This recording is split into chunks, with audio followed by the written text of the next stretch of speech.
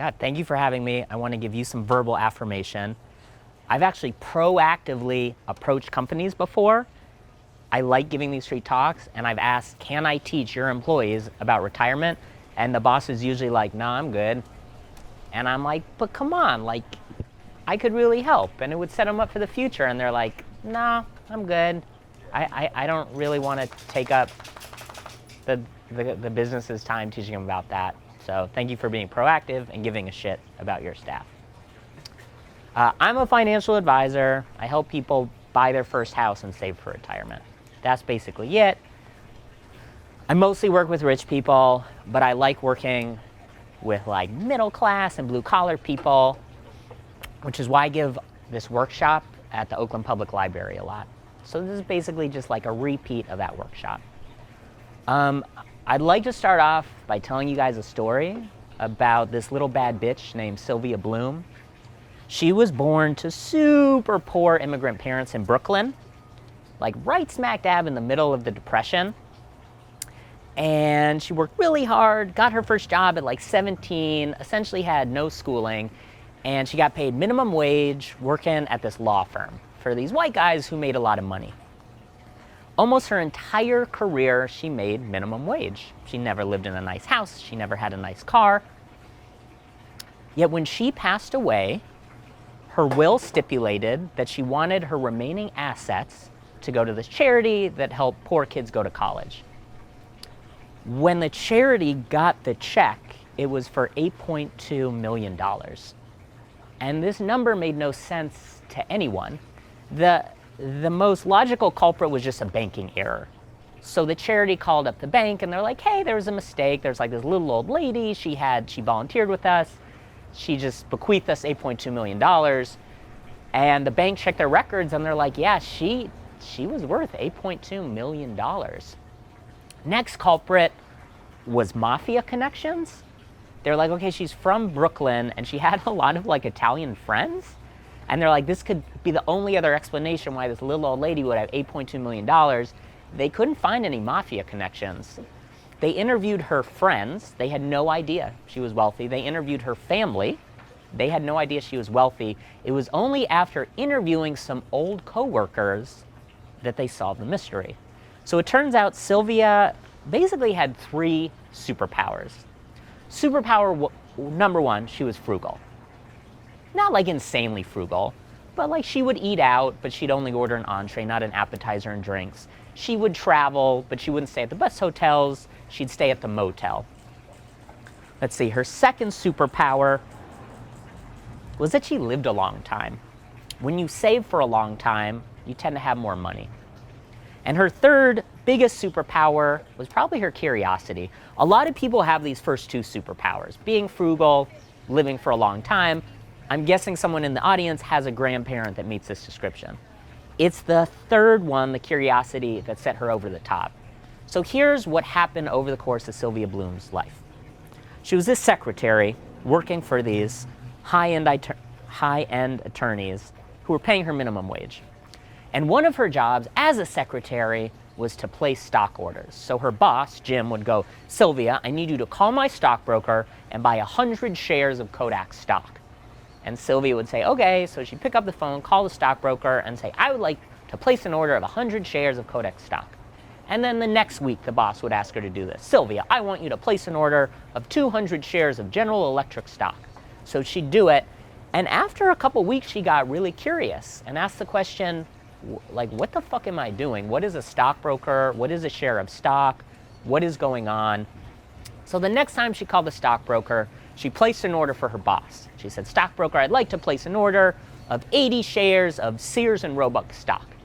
And the stockbroker said, okay. And then young Sylvia asked, can you explain to me what I just did and what's going on? The stockbroker said, yeah, sure. What's happening is you are taking your boss's money and we're buying little pieces of companies that when your boss buys a share of Kodak stock, it's kind of like he's buying a little tiny piece of Kodak. And if Kodak sells a lot of rolls of film and makes money, your boss gets some of that money. We call that a dividend. And Sylvia's like, wow, I really like that. Can I do that? And the stockbroker said, absolutely, anyone can do it. So the next week, when the boss placed an order for 200 shares of Ford. Sylvia placed that order and then said to the broker, I'd like to place an order for myself. Now, Sylvia couldn't afford 200 shares because she got paid minimum wage, but she could buy 1 or 2 shares. And she did this week after week after week for the course of her career. Not tons of money, but little amounts of money over a very long time. And that's how she wound up with $8.2 million. So over the next 40 minutes, I want to teach you exactly how Sylvia did this. If you follow these instructions, you will be a millionaire when you retire. Whether you follow the instructions is completely up to you. Any questions thus far? That's Sylvia Bloom. $8.2 million to charity, minimum wage her entire life.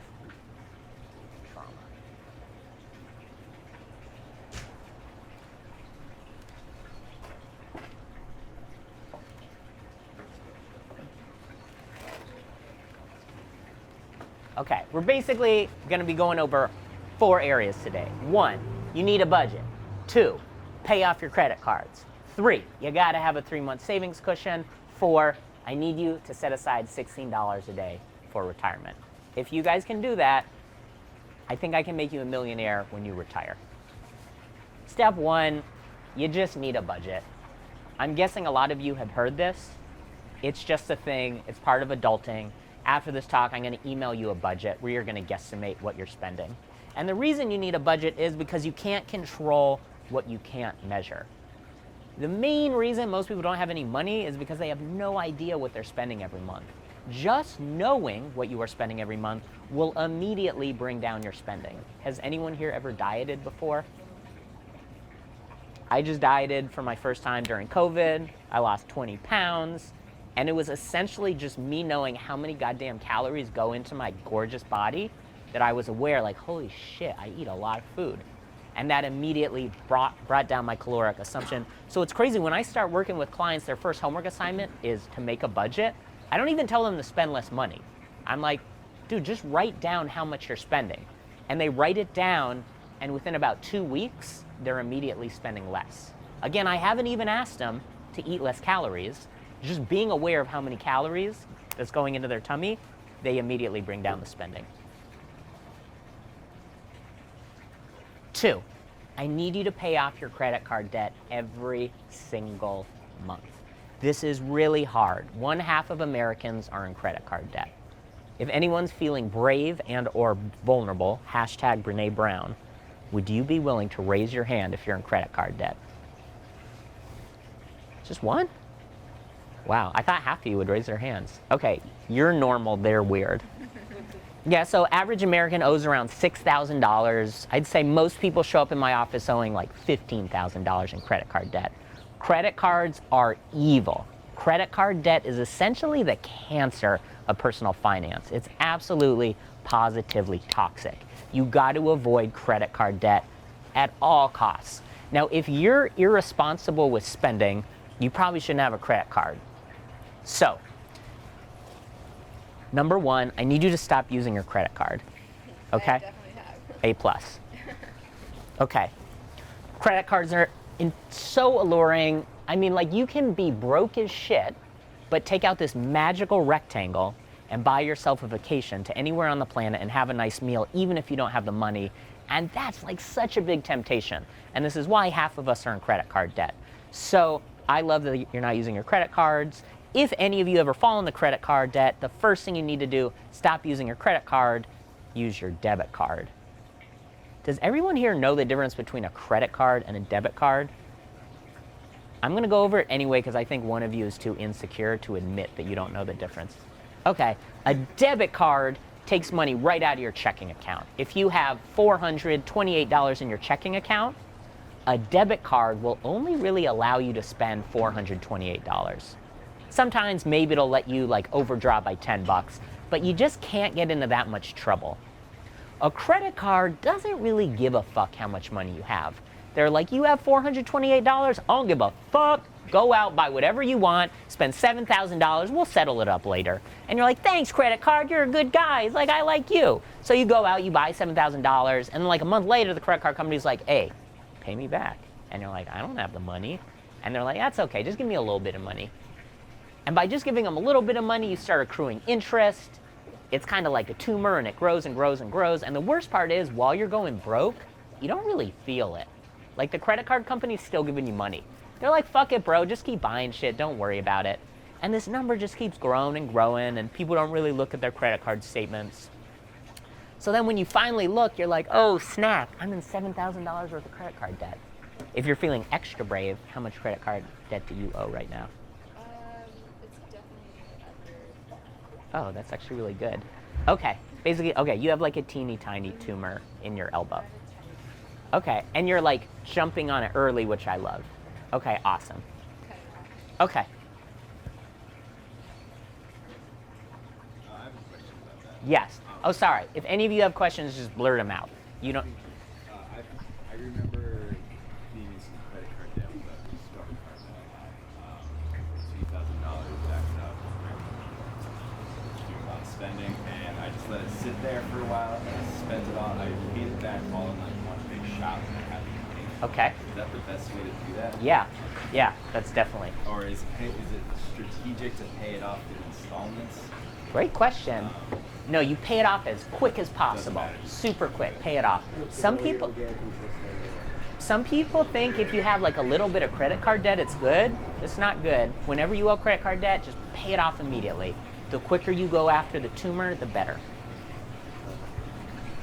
So should we be paying our credit card weekly or like monthly? Oh, monthly. Monthly? Now there's even a way to automatically pay it off. If you go into your credit card settings, you say like, hey, no matter how much I owe, I'd like you to pay off the entire balance every month.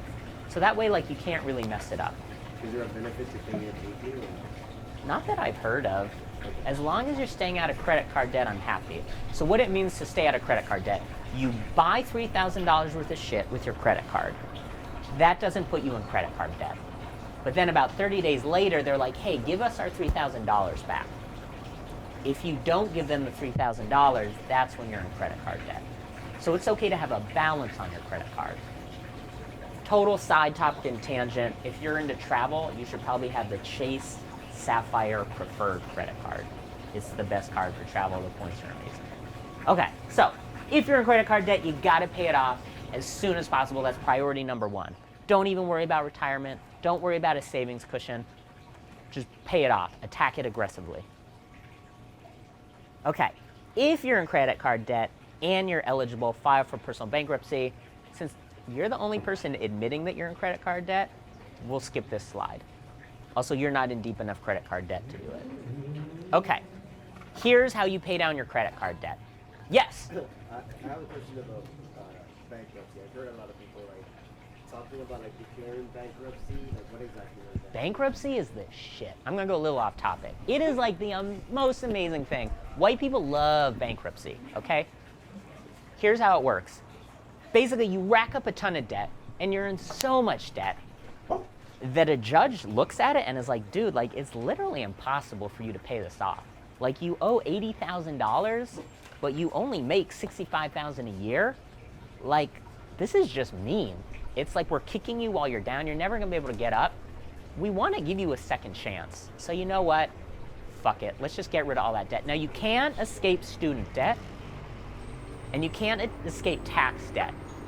But credit cards, the government doesn't really care. Also, healthcare debt is pretty easy to shake. And it's basically free. So if you have a lot of debt and you're like overwhelmed by it, you're like $3,000, that sucks, don't get me wrong, but I'm guessing you're not feeling like, oh my God, this is impossible, I'll never, like, you're gonna climb your way out.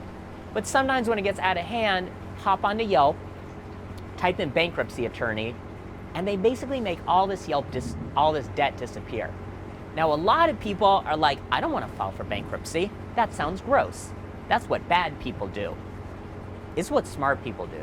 So Abraham Lincoln has filed for personal bankruptcy. Mark Twain has filed for personal bankruptcy. MC Hammer has filed for personal bankruptcy.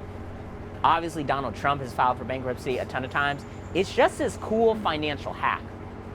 Lots of my clients file for personal bankruptcy and they look rich as fuck. They have like a big house and a new Tesla and they make hella money. but they're filing for personal bankruptcy. No one ever brags about filing for personal bankruptcy, but it's a thing. Mostly rich people do it, and then non-rich people, they just feel like it's kind of gross. I've noticed like the less money my clients have, the less likely they are to file for bankruptcy. My clients with less money seem to have like more integrity and character, and they're like, I would never do that. I borrowed the money. I want to pay them back. Thank you. You were on it. You were talking about healthcare debt. Uh-huh. And can you talk a little bit more about how that gets done? Well, if it's a shit ton, you can file for personal bankruptcy. So how much are you talking about? Oh, I'm just like guessing just because this is America. So Just assuming somebody's hypothetically. gonna go to medical debt at some point in their life. Okay. Yeah, I mean, the best way is probably personal bankruptcy. The cool thing about medical debt is the interest rates are low. So credit card debts, the interest rate's super high. It's like 20% at least, which means if you owe $5,000 on your credit card, you got to pay an additional $1,000 every year just in interest. Medical debt, I don't know, is like 2 or 3%. So medical debt, not amazing, but I'm not going to call it cancer. It's Does more. declaring like bankruptcy, would that affect your credit? Like, Yes, so bankruptcy decimates your credit for like 7 years, okay? So you file for bankruptcy and you're like, tight, I'm debt free, motherfucker. And now your credit score sucks. The thing is, it's way worse to have no money and a good credit score than money and a bad credit score. It's worse to have no money. Sorry, yeah. It's worse. I might have messed that up. It's better to not owe anyone money and have a shitty credit score than the opposite. So like, let's say you have an amazing credit score, but you have no money. What's that gonna get you? Let's like think about, well, one, it helps you get an apartment, but if you have an apartment, you're kind of good on that. It makes it hard to buy a house. So when you go to borrow money from people, they're like, yo, what's your credit score? We're gonna loan you money for this house. And you're like, it's fucking bad. And they're like, we're not gonna loan you money. But the thing is, if you don't have any money, you can't really buy a house anyway. You need something called a down payment. So don't trip too much off of having a bad credit score. It's way better to have money and a low credit score. So what's the bad side of bankruptcy? There really isn't one. That's why it's so amazing. It's like really the shit. It's yeah. So What? is that why rich people do it because they have all these things already, and then it's just they just pay for everything? 'Cause they don't Yeah. have to get- What's interesting, like rich people, these are my clients.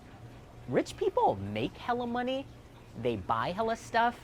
They don't necessarily have hella money. It's really interesting. So at this point, I have some high rollers. I'm talking like employee number 6 at Pinterest. And then I got normal folk, like social workers, and like not a lot of pizza makers in my rotation yet. We'll see how the day goes. But it's crazy. There's very little correlation between how much my clients make and how much my clients have. We basically start seeing something called lifestyle creep. That like once somebody gets their first grown-up job, they're making 60, 70, 80,000, the little fuckers go out and lease a new car, they upgrade their apartment, they buy nicer clothes, they go on nicer trips. So while their quality of life increases, they don't have much more money. Did I answer your question or did I just ramble on about a different topic? Okay. Oh, I think I Why was just, people- I was wondering, and then it makes sense that rich people do it because they already have the thing, so they don't need it to last. That and rich people are hella good at going bankrupt. Like normal people, they're not as dumb.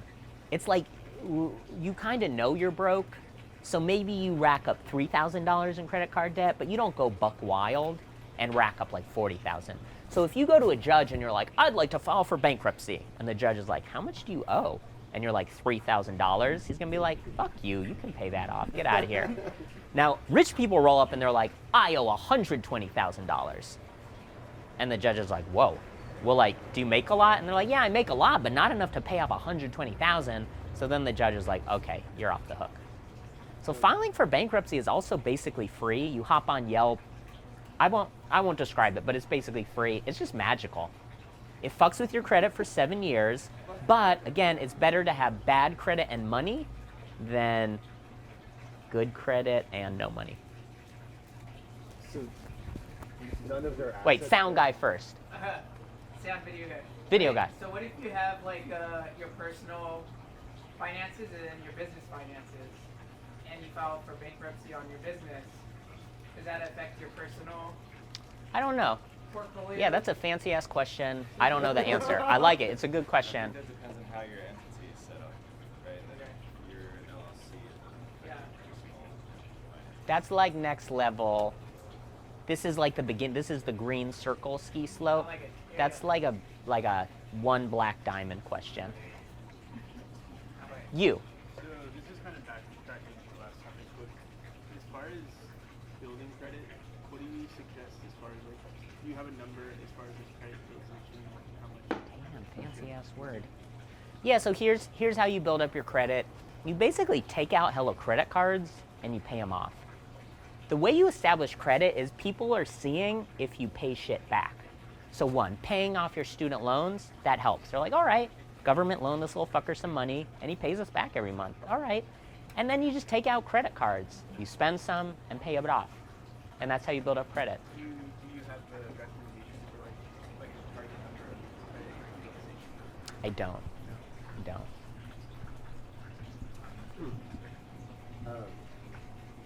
I don't mean to make this into a seminar about bankruptcy, but just like I just started trying to understand like like if let's say a person gets like 3 loans, right? Like $80,000 a year, $80,000 a year, $40,000. Mhm. Now I have all this fucking money. So you're telling me like that person can spend all that money and then just go to the judge and be like, yo, I'm in all this debt and like I make $40,000 a year. Yeah, And basically. then they just forgive you, and now you kept all those things that you just bought. Yeah, basically. That's fucking wild. Yeah. For that. Kind of the people who loaned you the money. So here's what the credit card companies are doing this calculation. They're like, we're going to loan all these guys money. We're going to charge hella interest. We're going to make a ton. Some of them won't be able to pay us back. They'll file for bankruptcy. But most of them won't. And the credit card companies actually pump hella money into PR, getting people to believe filing for bankruptcy is bad. There's some shady shit. So they kind of take the hit. They like lose the money. They're like, all right, well, we got that one wrong. We loaned Desiree $8,000. She never paid us back. But we loaned this guy and this guy also $8,000, and they did pay us back, and they gave us interest, so we came out ahead. Yeah, personal bankruptcy is amazing. I'm like really excited. If I wasn't a Jew, like it would defy the laws of fucking thermodynamics. If I ever went into debt, like the Torah would explode. That's how frugal I am. But if I ever racked up debt, I'd file the shit out of bankruptcy.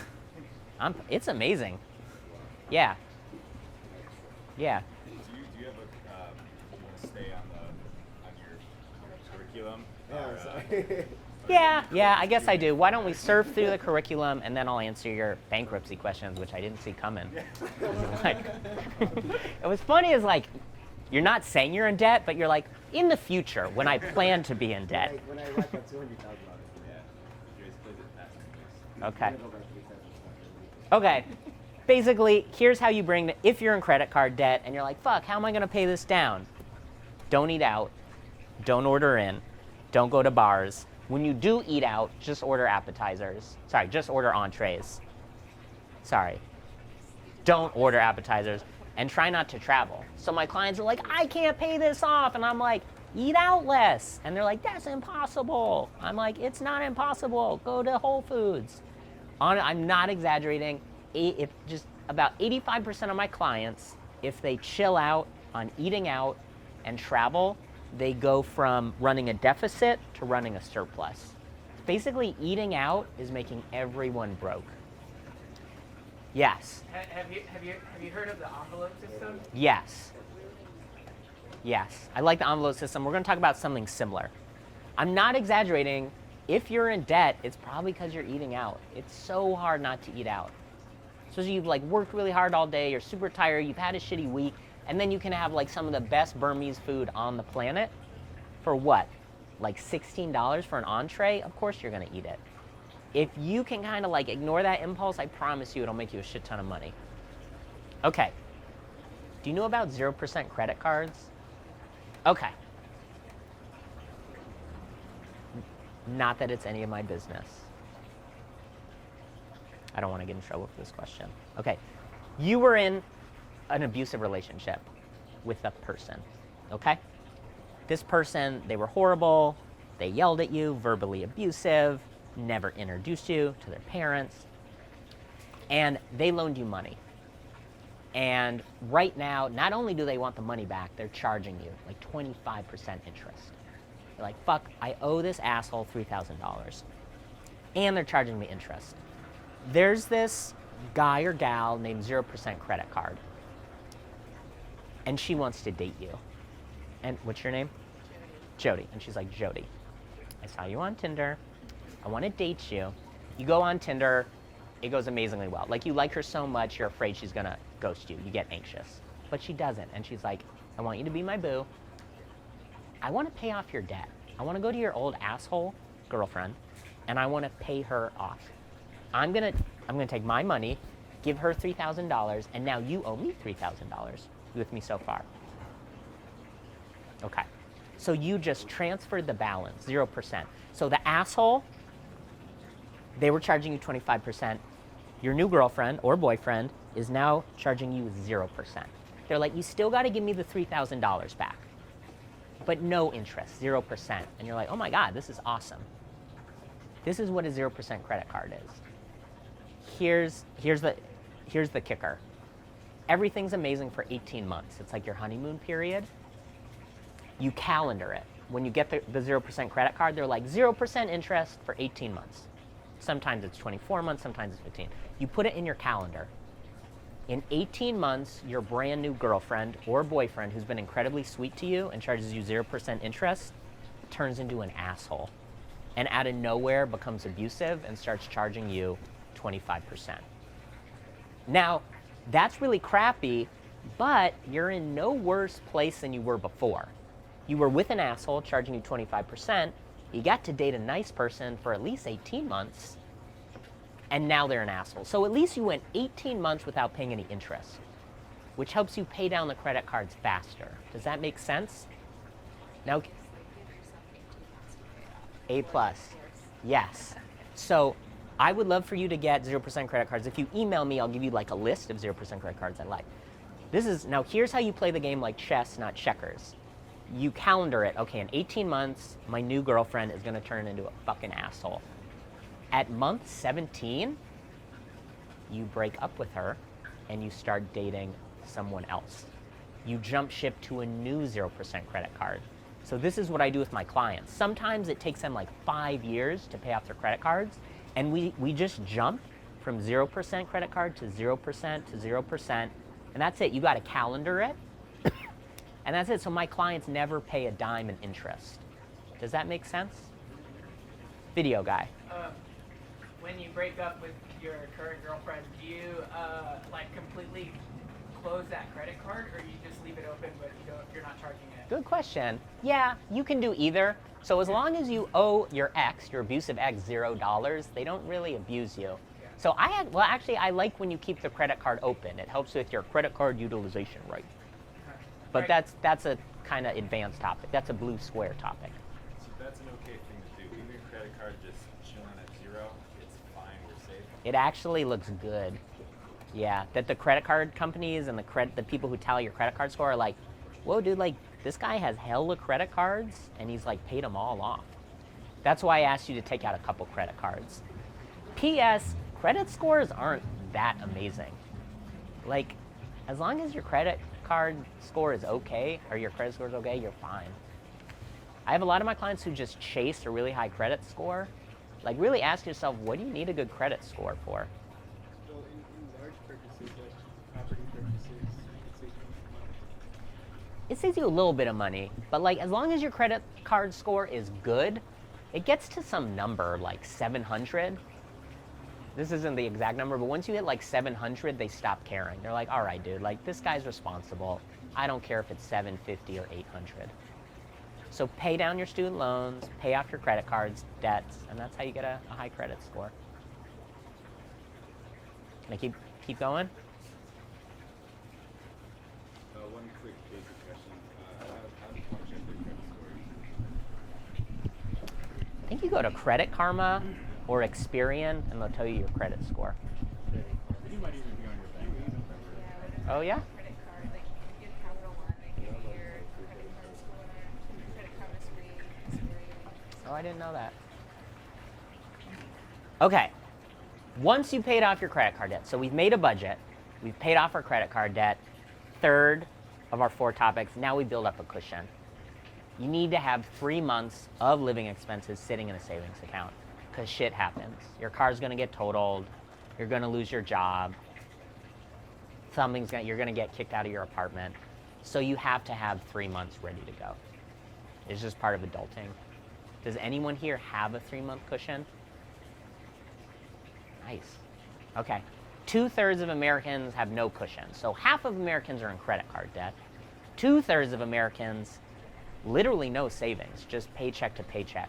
So if you even have an extra $200 sitting in a savings account, you're winning. You're officially in the top third of America. So here's how you're gonna build up your cushion. You're gonna pay yourself first. The problem most people make is they get paid. You get $1,500. Do you pay every 2 weeks? Weekly. Okay. So you get $1,000 and it lands in your checking account. And you pay everyone. You pay Netflix, you pay Comcast, you pay your rent, you pay your groceries, you pay Grubhub, you pay Uber. And if there's any money left over, then you pay yourself. And you're like, oh, I'll put this money in savings. But when you're last in line, you basically never have any money left. You've given it away to everyone else. I want you to flip that and pay yourself first. So when you get your money every week, I want you to set up an auto transfer. So let's say you get paid $1,000. You're gonna say, hey, checking account, I get paid on the 1st of every month. On the 2nd, I would like you to send $200 to my savings account. I want it to happen automatically. Some employers, you'll have to check with Craig, will even split your paycheck, where you can say, Craig, I get paid $1,000 a week. I'd like you to send $750 to my checking account, $250 to my savings account. Now that tiny little tweak makes a huge difference, and it's kind of weird that it does, because you can obviously go into your savings account whenever you want and grab the money. People usually don't. Our brains are kind of taught to like view the savings account as sacred. And yeah, people like get a little bit naughty and reach into their savings account to buy a new camera, but usually they treat it with respect and they keep their hand out of the cookie jar. So pay yourself first and do it through automation. No one is really responsible enough to manually do this. So let's say you get paid $1,000 a week. I have never met anyone, not even a Jew, who's like, oh, I will proactively transfer $100 from my checking account to my savings account. Nobody does it, but if you automate it, it happens. Has anyone ever like contributed to something called a 401k? Yeah, what's cool about 401ks is it's automated. So the company pays you, and then they automatically like steal a couple dollars from your paycheck and throw it into this 401k. And sure enough, it works. So pay yourself first and automate. That's it. Now, where are you going to free up the money? Okay, so do you split paychecks? Do you know what that means? I haven't. Okay. In case June's Pizza can't split paychecks, you set up an automatic recurring transfer. So you call your bank and you go, hey, B of A, Wells Fargo, Citibank, every month I'd like you to automatically transfer $100 from my checking account to my savings account. And you keep doing that until you have 3 months of living expenses. How much is 3 months of living expenses? You're gonna figure that out by completing the budget I send you, where you put in your rent and your groceries and travel and clothes. Okay, so to save money, this is gonna look familiar. If you're like, I can't save any money, I live paycheck to paycheck. I'm not in credit card debt, but I have $0 left over every month. You're gonna do the exact same thing you did to get out of credit card debt. Eat out less. Eat out less, eat out less, eat out less. Order in less, order in less, order in less, and try to travel less. But honestly, it's almost always eating out. You guys, your business is like making all my clients broke. Oh, you're a tough crowd. But we're like, we work like 6 days a week, right? Uh-huh. We work, let's say, most of us work, 14-hour days, 6 Uh-huh. days a week, right? So we don't really we get 1 or 2 days off a week where we eat out, right? So You're is that good. really like strategically No, like a good strategy for us? no, like thank you for asking that. Yes, you should definitely eat out once or twice a week. Treat yourself, life is short. But like a lot of my clients are ordering in 4 fucking nights a week. And it's like they're also overworked. They didn't do a good job meal planning or swinging by Safeway. So dude, like a meal from Grubhub after like delivery fees and taxes and this charge, it's like, what the fuck? I bought a $14 salad. Why is this bill $47? So yes, please eat out. I really like spending that brings people closer together. So if it's experiential spending, yes, do it. Please enjoy a good meal with friends. Try not to order in, or don't just like order lunch because you're short on time. Try to do a better job meal planning. I participate in a few online delivery apps, so I fucking love that. as a delivery apps. I love that. Dude, they're so tempting. It's like giving up heroin. P.S. What's crazy is when can I steal that and tell my clients to delete? Dude, that's really good. That might make the blog. That's how good it is. Yeah, what's crazy is when my clients give up ordering in, any guesses on what happens to their bodies? They like immediately lose 7 pounds. It's kind of crazy.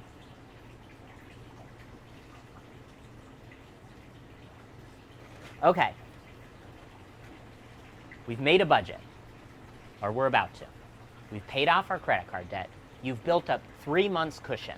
P.S. It's fine if it takes you like a year or 2 to build up your savings cushion. It takes as long as it takes. It's not a race. You've built up your 3 months savings cushion.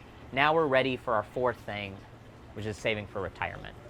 So here's how we're going to do it. 1, you're going to open something called a Roth IRA. Y'all got a checking account and a savings account. I want you to get a 3rd account called a Roth IRA. We're going to use this account to buy stocks, the same kind of stock Sylvia Bloom bought. What a Roth IRA is, it's kind of like fertilizer. The government like sprinkles some tax perks on it, so you're planting seeds and they're growing even faster. That's all you need to know about a Roth IRA today. They're a little bit confusing, but you're going to open a Roth IRA at a place called Fidelity. Fidelity is like a store. So there's these stores that sell all this investment-y stuff, like stocks and bonds and Roth IRAs. There's Fidelity and Vanguard and Charles Schwab and Robinhood. They're all the exact same thing. It's like Target, Walgreens, CVS.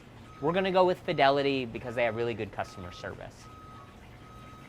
So you're going to open this Roth IRA. You're going to have a checking account. You're going to have a savings account. Pop quiz, how much is going to be in the savings account? 3 months of living expenses. I love it. Okay. Then you're going to have this Roth IRA, and it's just going to be sitting there. And what you're going to do is set up an automatic recurring transfer of $16 a day, or $500 a month. $500 a month, that's a scary number. So I just say $16 a day. Most clients are like, I can do $16 a day. And then $500 a month, they're like, fuck you, I can't do $500 a month. So 16 a day. Now you can't set it up daily, but remember that automatic recurring transfer we talked about with the savings account, where we're like, yo, checking account, I'd like you to send $100 a month. You also get to do that with the Roth IRA. So we're gonna say, yo, checking account, do me a favor. I'd like you to send $16 a day to my Roth IRA. It's kind of an exaggeration because you can't do a daily transfer, but you can do a weekly transfer. So 600 divided by 4 weeks is $150 a week. So you're gonna be like, yo, checking account, please send $150 to my Roth IRA. I got a question. Yes. So this Roth IRA account Uh-huh. with the checking and the savings, Uh-huh. where is this money from? Is that connected to my Chase account? Yeah, so your checking account is homies with your Roth IRA. Got it. So your checking account is just giving money. Now, any guesses on how the money got into your checking account? Him. He put the money in your checking account. You made pizza for him. He's like, I like you. And then he sends money to your checking account every week. So he's sending like $1,000 a week to this checking account. And then you're of that $1,000, 150 of it a week or 16 a day is going into this Roth IRA. So it's automated. Remember, no one's responsible enough to do things manually. You gotta automate shit. It's our only chance of making this work. Any other questions? No, it's free. So, What if it goes below a certain amount of money? nope. You can take out when you're Ooh, good one. Okay. So the Roth IRA is this super account, and there's like fertilizer on it and all this magical stuff is happening. You're not allowed to touch the money before you're 59 and a half. I wish you hadn't asked that, because I just like to hype up this account so people use it. Yeah. I thought with a Roth you can take out 50%. That question is way too advanced. Shut the fuck up. I don't know how you know that. I don't want them to know that you can take money out. I want to manipulate them into thinking it's sacred. Fuck this guy. Don't listen to him. You know way too much to be here, by the way. Okay. He's actually up Are you? undercover. This is actually undercover Okay. boss. Yes, there's a way you can take some of the money out. I don't want to tell you how, because I just don't want you guys to touch it. I want you to pull a Sylvia Bloom and just put a little bit of money in there, and then when you're old and wrinkly, there's going to be a shit ton of money in there. Any questions? How did you arrive at the 500 a month figure? Does it differ based on how much money you're making, or what should be left? It's a limit. The government only allows you to put $6,000 a year into a Roth IRA. So $6,000 a year divided by 52 weeks or 365 days is that number. Yeah. Yeah. And I feel like you're about to get to this, but how is it more beneficial for me to put my money into a Roth IRA than a savings account? Yes. Interest. So a Roth IRA is this box. It's like a storage locker. And then inside it, we get to buy stuff. A savings account, you can't really buy stuff. Your money just sits there. It makes like less than 1%. Once your money is in this Roth IRA thingy, you're gonna buy investments. You're gonna buy tiny little pieces of companies. This is what a stock is. If you own one share of Pizza Hut stock, fuck those guys, right? If you own one share of Pizza Hut stock, you are literally an owner of Pizza Hut. Which means if Pizza Hut, did you know Domino's and Pizza Hut stock have been some of the highest performing stocks in the past decade? Anyway. You own a share of Pizza Hut. What that means is if Pizza Hut sells hella pizza and makes money, you get a cut of that. They're like, dude, you own us. Like, you're our owner.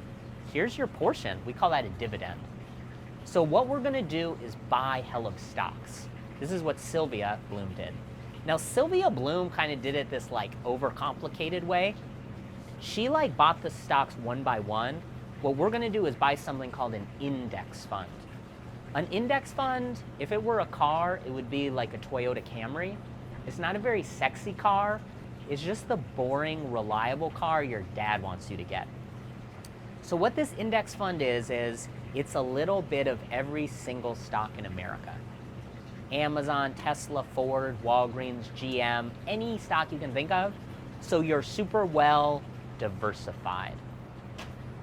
This is Warren Buffett's favorite stock. This is my favorite stock. This is where all my money is. This is where all my clients' money is. And a couple years ago, someone asked Warren Buffett, they were like, yo, Warren Buffett, do you guys know who Warren Buffett is? Okay, Serena Williams in finance. They're like, yo, Warren Buffett, you're old as fuck. You're gonna die soon. When you die, who are you gonna give your money to manage?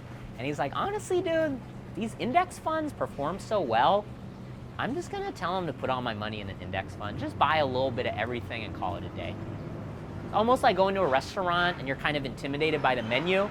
You're like in Cambodia, you don't speak Cambodian, you don't read Cambodian, there's no goddamn pictures on the menu, and you're just like, fuck it, I want a little bit of everything. A little bit of everything. Some of it's gonna be amazing, some of it's gonna be meh, but overall it'll be an amazing meal. So, goes down though, then your IRA total goes down? Dude, you ask these like downer questions. Not Yeah. the worst case scenario. Okay, so here we go. One, the level of questions you guys are asking is really impressive, actually. It shows me that you're pretty smart. Okay, so Roth IRA is this box, and this money is like automatically trickling in. You're $16 a day, and it's buying these index funds, this Toyota Camry. The stock market, think of it as your best friend in the world who happens to be bipolar.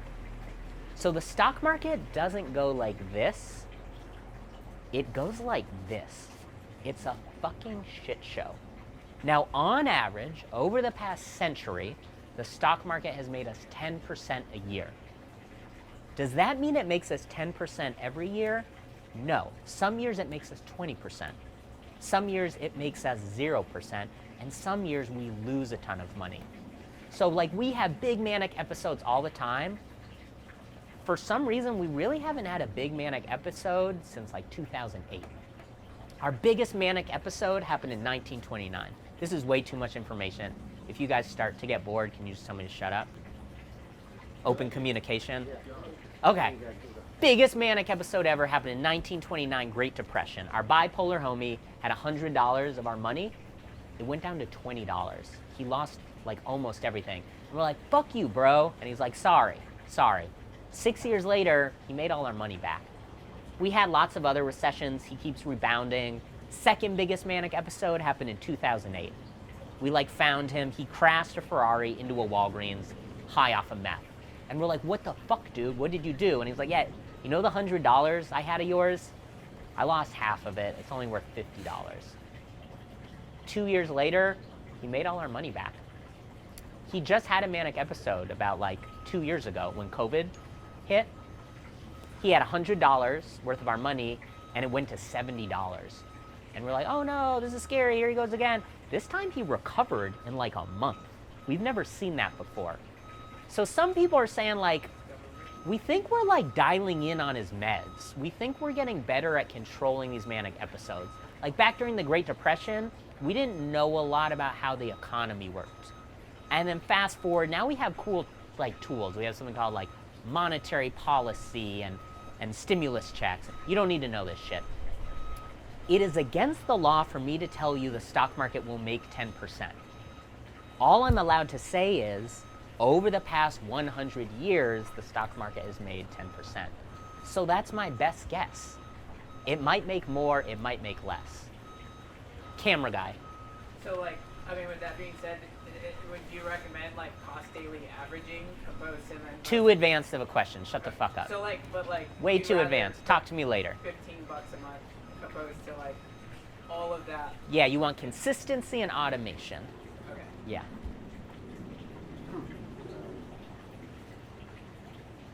You. Okay. No, same time, talk at the same time, over each other. Well, since going talking about COVID, so a lot of people talk about the U.S. like being in like a fuck ton of debt, right? Over just giving all these people all this unemployment, all these stimulus checks, and all this shit. So is it really a smart time for me to be investing into like the United States economy? Yes. As my life-saving Yes. thing? Yes. It is. It's always a good time to buy stock. Always. It's always a good time to buy stock. It's always a good time to buy a house. Guys, Mm-hmm. guys. Always up. Because again, it's kind of like, it's your bipolar best friend. It's kind of going like this. And some people try to guess, like, yo, I'm going to wait for this motherfucker to have a manic episode.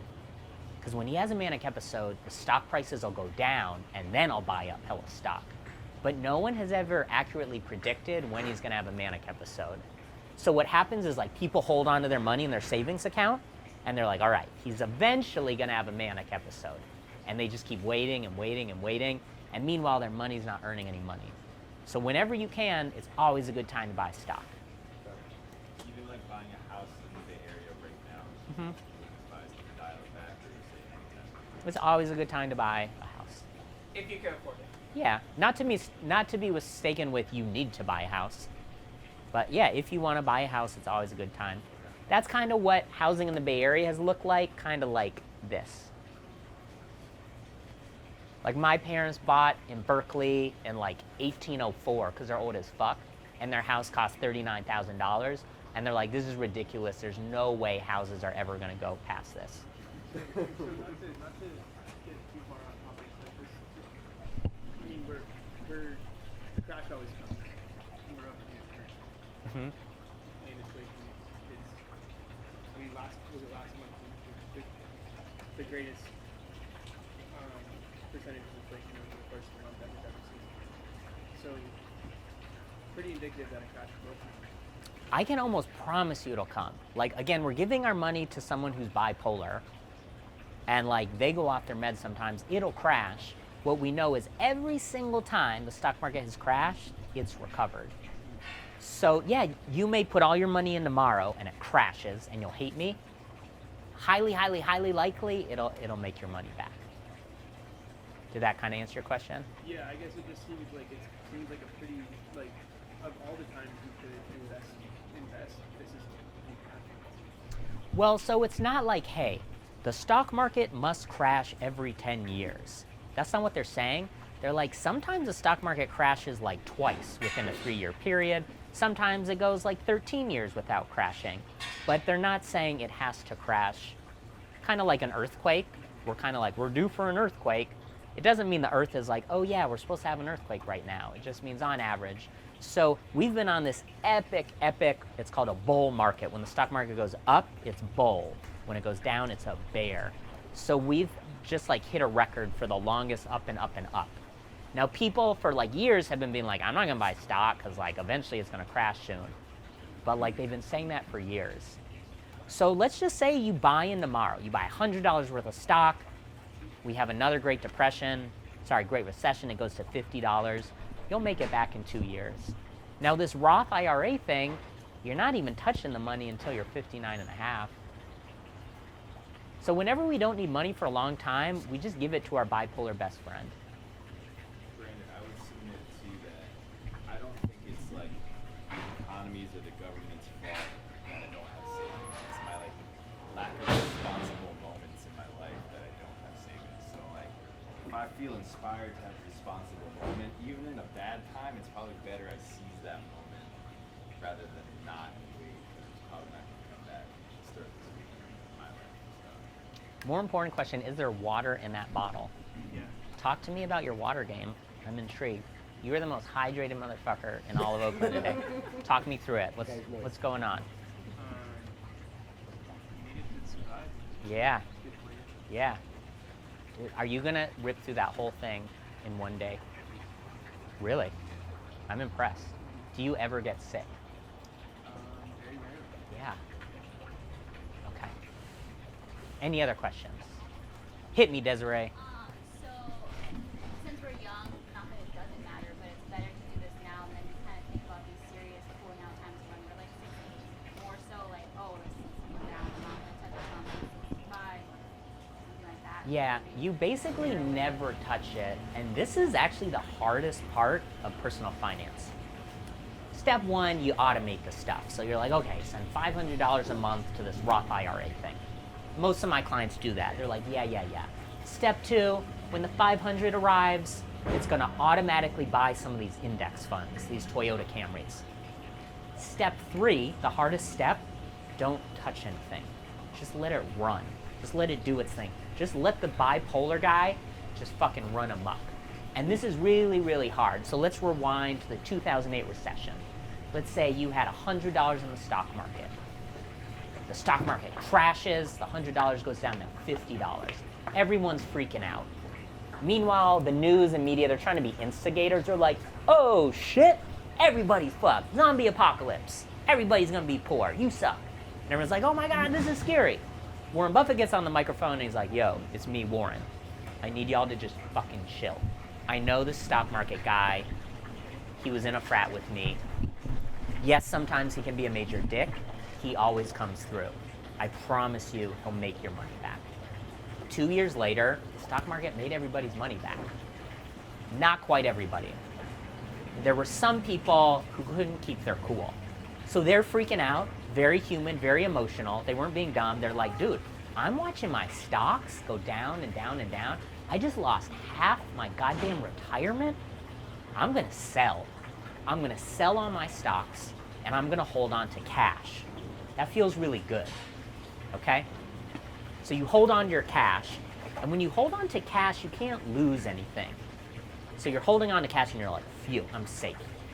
The problem with holding on to cash is you can't make your money back. The only person who can really make your money back is the bipolar guy. So sometimes people walk into my office, they hire me, and they're like, yo, we were wiped out during the Great Recession. And I was like, bullshit. You didn't get wiped out during the Great Recession.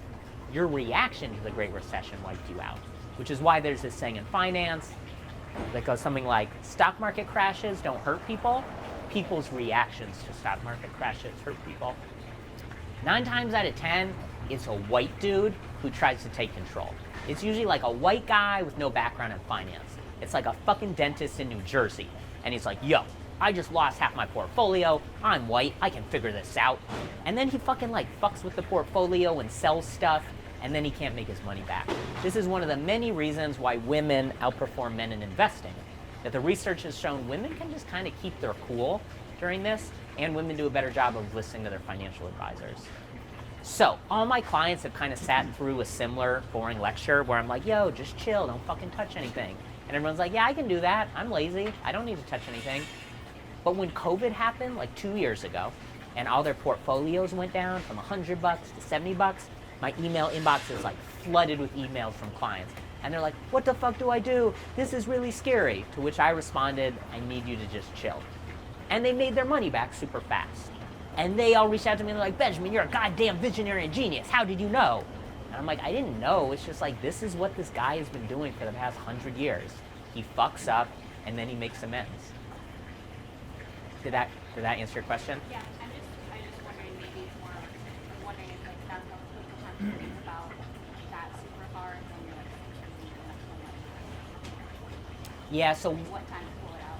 yeah, you hold on to it as long as you can, and then when you need the money, that's when you take it out. Don't wait till that. You can. I mean, that's kind of what Sylvia Bloom did. Okay, so FZROX is the name of the Toyota Camry. We're going to open up this Roth IRA, and we're going to invest into this Camry. Oh, I didn't know this. Yes. So the IRA does it by itself, or can you tell us what to do? We set it up.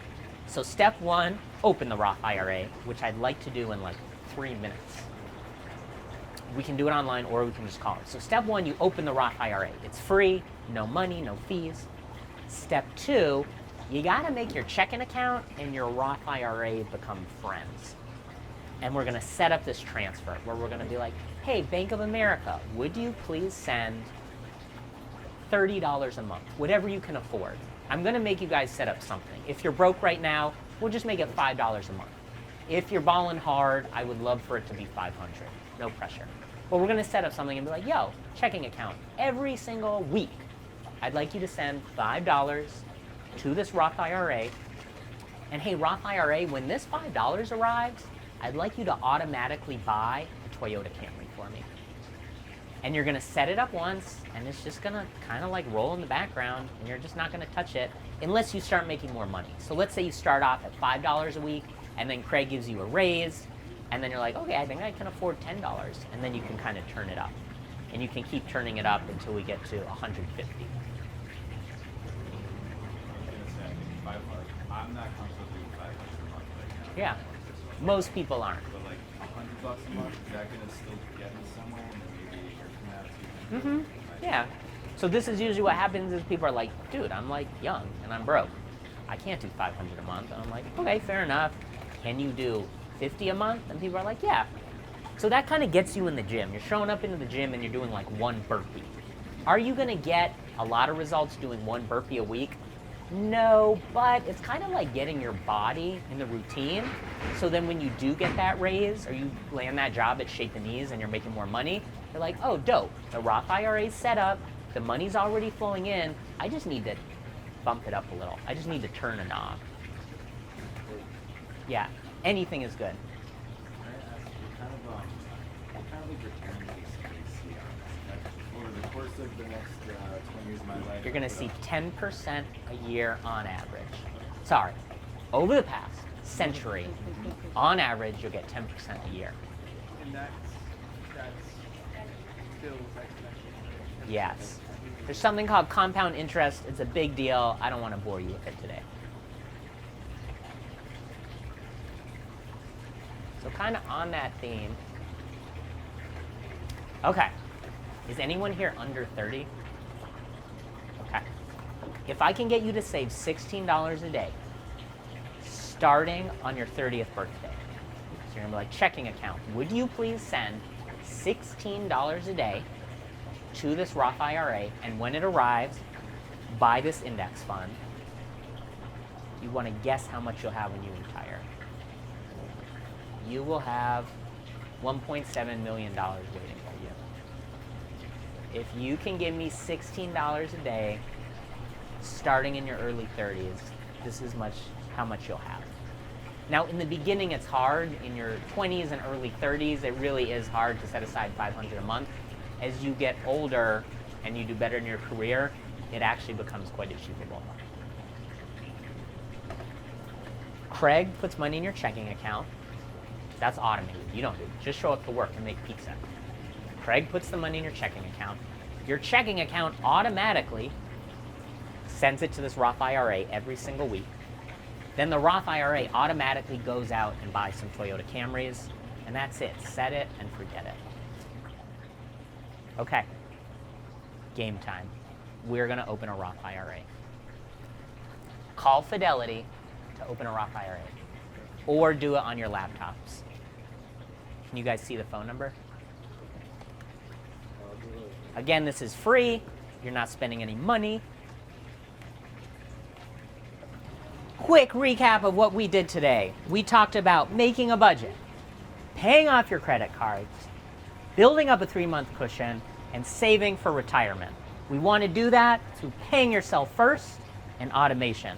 What all of you just did or came close to doing was opening up a Roth IRA, connecting that Roth IRA to your checking account, setting up an automatic monthly transfer of $100, $200, $400 a month from your checking account to your Roth IRA, and when the money arrives, we're going to buy some boring index funds, which are Warren Buffett's favorite investment, the Toyota Camry of investing. If you can just do those things, starting by your 30th birthday, you will be a millionaire at retirement. You are officially ahead of the vast majority of Americans in this country. 2/3 of us have $0 saved for retirement. A+. Thanks for coming out today. Thank you, Benjamin.